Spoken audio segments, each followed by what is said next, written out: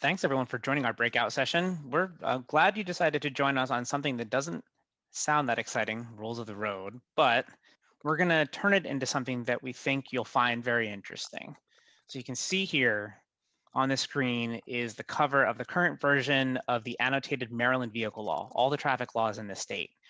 But then you're thinking, well, okay, we know some of the rules, but we don't know all of them. How do we actually put those laws onto the road? How do we show people what those rules are? They need to know what they're supposed to do, and they can't just memorize the entire book. So we have books like these. It's called the Manual on Uniform Traffic Control Devices, which is a manual that tells us how do we apply those laws and what the requirements are for putting signs on the road, putting signals on the road, establishing what the control is. It's basically another way of looking at it is the voice of the road. It's our way of communicating laws to the traveling public. And there's a version put out by the federal government, and then all the states have their own version or different ways of applying the rules that are more applicable, because you living in Baltimore might have different traffic conditions and different needs than people living in cities like Philadelphia or Washington, D.C. or New York. So each state handles it a little bit independently to meet their specific needs. So tell us what you think this sign means. And I'll give just a few seconds and we'll keep this moving. Okay, so this sign is a low clearance sign, basically telling you you're coming up on something on the road that is only so high. If you're in a vehicle like a truck that's too high, you need to find another way to get around it. Why is it important? How does it impact your community? Say there's a truck coming to your neighborhood making a delivery to a grocery store, so you can collect your groceries, or you're getting a delivery from Amazon or something else online, and there's a truck coming through that can't fit through that underpass or a tunnel, something like that. It needs to go another way. Well, think about a truck driver who may not know that there's a restriction in place, and this is what could happen. The truck was clearly higher than this overpass, right? Or the underpass rather, and it hit it. So that truck's not going to make it to its destination. People might have critical services and goods that they need on a day-to-day basis. This sign you can see on the bottom right part of that picture is right before the underpass. So how can you actually give that information to the truck driver? Even better, there you see it right before the underpass. They can't stop in time. He or she slams into that underpass and they're stuck. People might get hurt, people might get killed. If you take that sign, you put it farther back along the roadway, you see it much more in advance of that underpass. The driver's going to know, I can't go farther ahead if I'm too tall, my truck's too tall. I need to turn and find another way so I can actually get to that community safely. Going back to the example from the Kahoot, this is that same shot of the intersection, which happens to be Route 40 at North Athol, right outside of your school. That 250-foot distance we talked about is this entire length. It's more than you might think that you need. But how do we determine what that distance is supposed to be? Well, this manual talks about the requirements based on how fast people should be driving on a road and how far they need to see to be able to stop in time if they're looking to see that signal ahead because there's a traffic light at that intersection. But say there's a curve in the road, say there's a horizontal curve and there's trees in the way and you can't see around that curve and you can't meet that minimum requirement, what do? That's where a sign like this that might look familiar to you comes in. We tell people there is a signal ahead, be ready to potentially stop. But if the visibility that you have is even more restricted, you can't see very far at all, you can actually add to that. You can put on flashing beacons or lights to say extra attention, there's a light ahead, or you can actually put in communications to those lights and the traffic signal. And when the traffic signal turns red, it'll flash to say, you can't see the signal ahead, but be ready to stop. If it's not flashing, then even if you can't see it, you know there's a traffic light there, and then you know that you can safely proceed through on green, or when it's changing to yellow, it can give you a different message too. So moving from that, I wanted to coordinate with Pushkar, and he's going to talk about a couple of things related to how we determine if a signal is even needed somewhere. Thank you, Adam. So sometimes we hear like an intersection has a stop sign and has a lot of traffic issues. Like it's a busy intersection, you have crashes, and you sometimes hear people say that, how about putting a traffic signal here, traffic light? Sometimes we say traffic light here.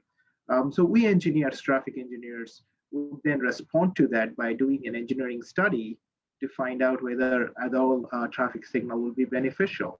So what I mean by beneficial is, let's say, what is the problem we're trying to solve? Maybe it's a crash issue, maybe it's a congestion and delay issue.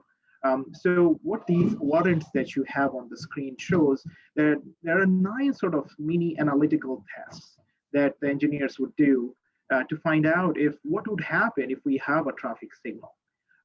So there could be, the first 1 or 2 or 3 issue. Sorry. The first 2 or 3 signals we have, first 2 or 3 warrants we have are for the volumes. So checking if the volume is, traffic volumes are high enough to require a traffic signal.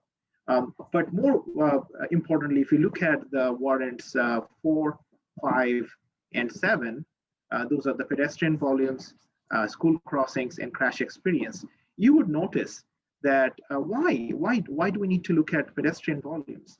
Because pedestrians are the most vulnerable roadway users. If a crash happens, they're most likely to have an injury or a worse, a fatality.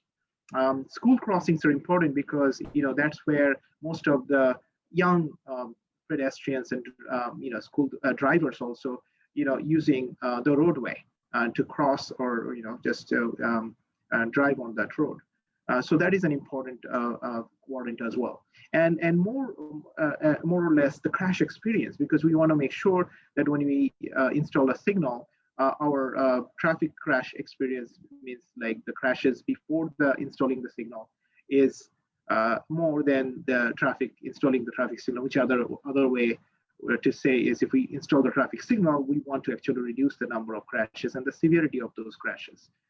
So sometimes installing a traffic signal not necessarily reduce the number of crashes. So that is something that we need to pay attention to.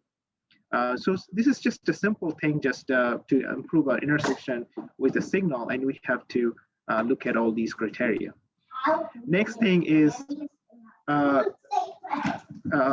do we make our areas around school safer? So we know that near the schools you have pedestrians, perhaps students that are going to and from the school, the roadway users, the drivers that are using that road. For all of us, we have to make sure that the roadway is safe. So what you see on the screen here is, you see the signs, the warning signs that tells people that there is a school nearby. So that's the first sign you see at the bottom. Then after you drive a little bit farther, you see the school speed limit signs. We know the speed is one of the largest reasons for crashes, right? So speeding, we know that for lower speeds, like 25 miles per hour or lower, if a crash happens, the chance of survival for a pedestrian is much higher than at a higher speed. So this sign here reminds drivers that they need to slow down. To further draw attention, you have the flashing lights on the top that tells them that you need to pay attention to that sign, and the fines double. It actually reminds them that if you do break that law, you have to pay double the speeding ticket fine. And then the next sign, you see that you are being reminded that there is a crossing several feet ahead of you, and so that you can start preparing to slow down, if necessary, to come to a complete stop if you see someone crossing at that crosswalk. And then at the crosswalk, you have a sign that tells you that here is the crosswalk, here is where people are crossing. So all these signs are placed very much thoughtfully along the road to ensure safety for all roadway users for that road. And if you go through some of the laws here, like state laws, you see stop for school bus when red lights flash. That's a law that everybody who drives should know. But if you look at the statistics, if you search in Google, you'll see that every year more than 100 crashes happen related to school buses. And folks are driving on this roadway and not stopping when a school bus has flashing red lights. That's like a sure recipe for a crash to happen. So this sign here reminds roadway users, the drivers, that when you see a red lights flashing on a school bus, you need to stop ahead, before the school bus stop, and so that you can allow people, whether folks are crossing the road, allow them to cross the road safely. So these are some of the things that are done to make sure that everybody all the roadways users are safe around that school. Thank you. Thanks, Pushkar. So another thing to think about is, do traffic laws and our requirements for putting these things out on the roadway, do they need to change over time? The answer is generally yes, but we want you to think about it in a certain way. So here is a satellite image of a place in Baltimore. I want you to guess where you think that is. It's in the city. And keep in mind that this satellite image is over 25 years old. Maybe that's a slight hint. I'll give you just a couple seconds to tell us where you think it is. So if it looks at all familiar, this became the site of M&T Bank Stadium where the Ravens play. All of a sudden you have this just parking lot, but now you have another stadium. All these transportation patterns are changing. There's changes to the roads, bus service is changing. There's other sidewalks and bike lanes. We can't necessarily just design the roadway the same way with the stadium there. We need to make changes. And it's not just putting out different signs or installing a traffic signal. The justification that we have for putting them in is going to be different over time too. Another way of thinking about this is your 1985 Toyota Camry doesn't quite operate the same way as the 2020 Toyota Camry. One's going to be a little bit less efficient. One's going to be a little bit harder to operate. It might not stop as quickly. Excuse me, it might not accelerate as quickly, but newer cars can do that. So as cars change over time, we can change the way that we actually requirements that we set for putting out things along the roadway, because you might not need as much distance in advance of something to be able to slam on the brakes and avoid hitting something, just for an example. Another thing to think about that Pushkar touched on, which is really important, is speed. And this Vision Zero network is an association that's based in our area. That's a national organization that talks about reducing crashes to zero. Their vision is, how do we get rid of all highway crashes? Really challenging to do, but that's their goal. And one issue that they're trying to address that's prominent is related to speed. So if you think about those cars in that last slide, the older car might accelerate more slowly, it might not brake as quickly, but the newer cars can. But also people are changing the way they drive because the technology is changing. They're unfortunately taking more risks. And the way we design our roads, put in speed limits, put in other features to try to keep speeds under control is also changing. So the laws are going to change on what speed limits we think are reasonable, and then the way we actually communicate it to the traveling public. So taking all these thoughts, you say, well, why is the METCD important and who relies on it? Well, there's a lot of people, that more than just the traffic engineers like me and Pushkar are relying on it. First, people who work in government, the DOTs, the city DOT, the state DOT, people who enforce the laws, police officers who have to enforce speeding and red light running, people who make the laws and propose these changes, lawmakers and legislators at all levels between the city and the counties, the state, federal government too. But also people who work for MTA, people who operate those buses need to know what the design is, and they need to be able to anticipate certain conditions. Like we talked about on the Kahoot, a 40-foot MTA bus is pretty difficult to navigate. We need to be able to know how to safely do it on our roadways. People like me and Pushkar do use this. It's our guidance for actually designing certain roadways too. Then also, if you get into the automaking industry, you can be involved in this manual, and it will be important to you if you design cars, if you put different parts of cars together, or if you're an auto repair person, mechanic, you work at a body shop, you need to know how cars are changing over time relative to some of these rules. And same with truck drivers too. Say you want to get into the industry, you can get training and certification to be a long haul truck driver, go cross country, deliver goods, provide services to people everywhere in the United States.